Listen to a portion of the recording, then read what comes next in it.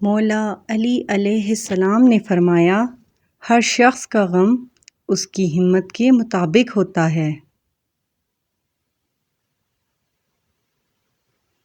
جس نے کسی کو اکیلے میں نصیحت کی اس نے اسے سنوار دیا، اور جس نے کسی کو سب کے سامنے نصیحت کی اس نے اسے بگاڑ دیا۔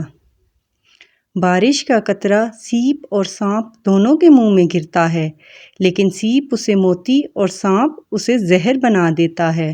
جس کا جیسا ظرف ویسی ہی اس کی تخلیق ہوتی ہے۔